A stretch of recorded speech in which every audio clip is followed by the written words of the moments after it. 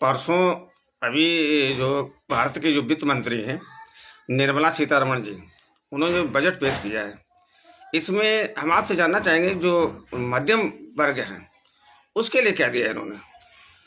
देखिए, अब मध्यम वर्ग नहीं रह गया। मध्यम वर्ग जो है गरीब हो गया, क्योंकि बजट में उन्होंने पेश किया है कि जिनकी सालाना आमदनी 12 लाख है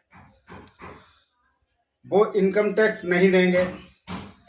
तो शायद है मध्यम वर्ग के लोगों की 12 लाख की आय नहीं होगी। अब वो मध्यम वर्ग नहीं रहेगा, वो गरीब लोग हो गए।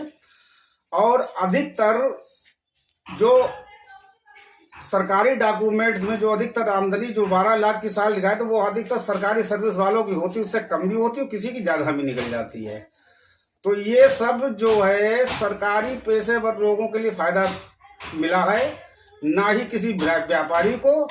और हम लोग जो अपने आप को मध्यम वर्गीय करते, हम लोगों की इतनी आय ही नहीं है, तो हम लोग मध्यम वर्गीय अब नहीं रह गए हैं, हम लोग गरीब लोग हो गए हैं। अच्छा, इसमें जो व्यापारी वर्ग है उसका इसमें क्या दिया, कुछ है आपको पता है?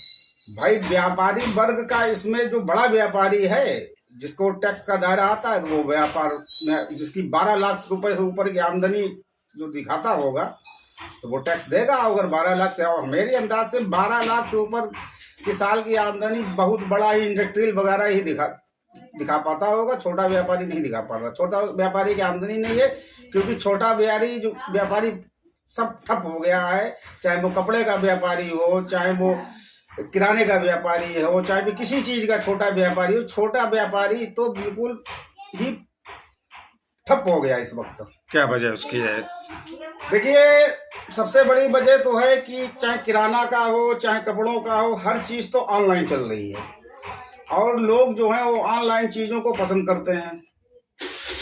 इसलिए जो दुकान खोले बैठे हुए हैं, उन्हें दुकान का किराया भी देना है, बिजली का बिल भी देना है, एक आध नौकर रखे हुए हैं, मैं भी एक छोटा सा व्यापारी हूँ। तो उनका व्यापार, आप शाहजहानपुर में और भी व्यापारियों से मिल लीजिए, उनका व्यापार ठप हो गया है, क्योंकि उनका व्यापार अब चलता नहीं है ऑनलाइन के चक्कर में।